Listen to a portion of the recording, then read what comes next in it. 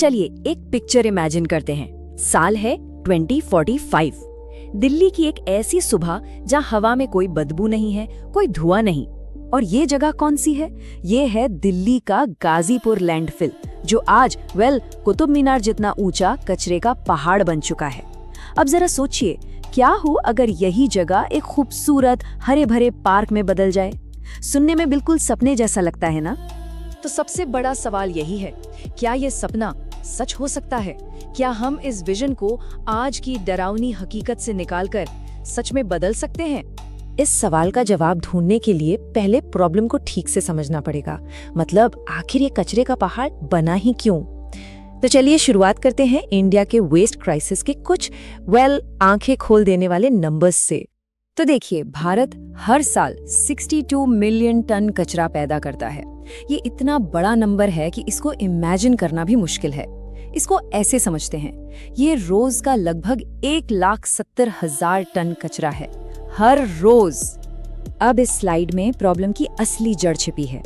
हम जितना कचरा कलेक्ट करते हैं ना, उसका 75%, सोचिए 75%, उसमें से ज्यादातर बस लैंडफिल में डंप कर दिया जाता है।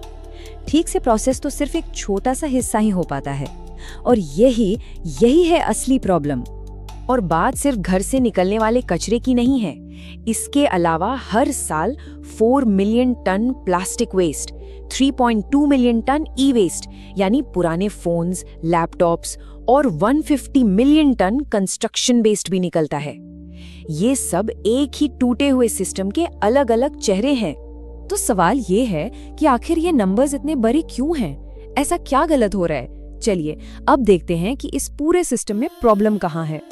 अक्सर सुनने में आता है, अरे लोगों में सिविक सेंस ही नहीं है। सुना है ना? लेकिन ये कहना ये एक बहुत ही लेजी आर्गुमेंट है।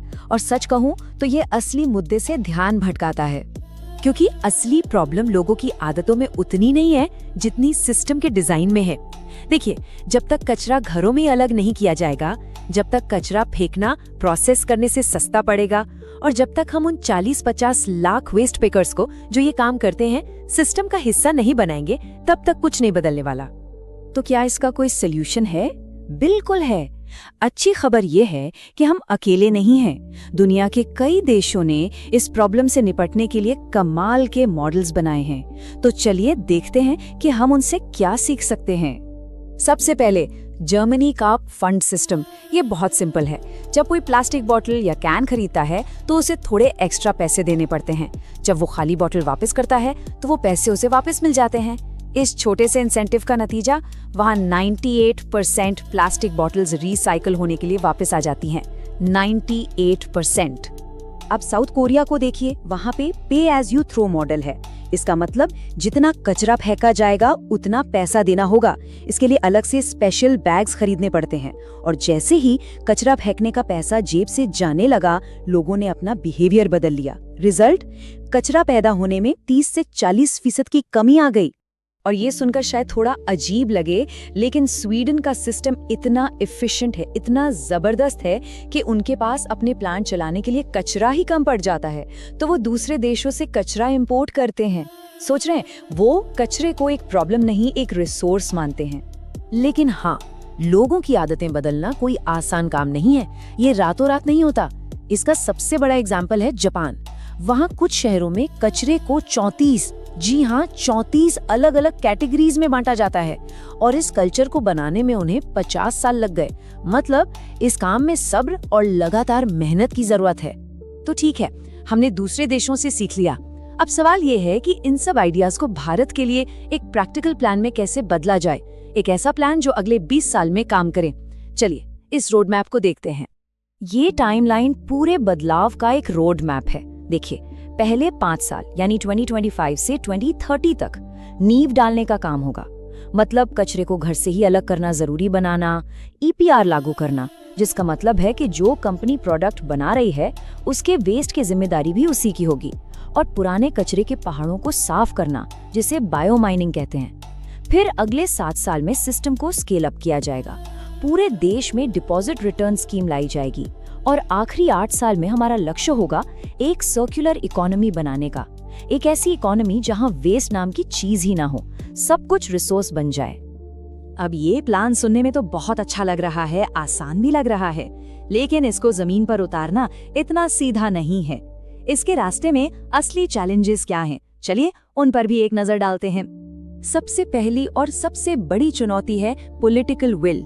मतलब क्या अगले 20 साल तक सरकारें बदलने के बावजूद इस पॉलिसी पर काम चलता रहेगा? दूसरा, इसके लिए पैसा चाहिए, बहुत सारा पैसा।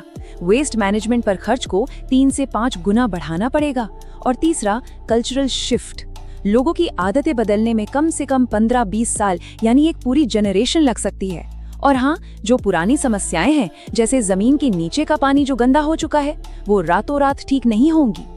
लेकिन इन चैलेंजेस के बावजूद पोटेंशियल कितना बड़ा है वो इस टेबल में साफ दिखता है।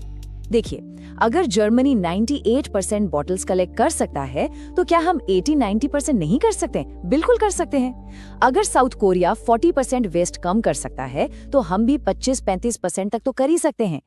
इन नंबर से साफ है कि अगर सही तरीके से काम किया जाए तो इंडिया में बदलाव की संभावना बहुत ज्यादा है। और आखिर में सबसे जरूरी बात, हम दुनिया से आइडियाज ले सकते हैं, उनसे सीख सकते हैं, लेकिन उनके सॉल्यूशंस को सीधा कॉपी पेस्ट नहीं कर सकते। वो नहीं चलेगा। इंडिया का सॉल्यूशन इंडिया को ही डिजाइन करना पड़ेगा, यहाँ की जरूरतों, यहाँ के चैलेंजेस और यहाँ के स्केल के हिसाब से। उसको अडेप्ट करना, मॉडिफाई करना और फिर पूरे देश में स्केल करना, यही असली चैलेंज है। तो अब सवाल बस इतना है, क्या हम इस चैलेंज को उठाने के लिए तैयार हैं?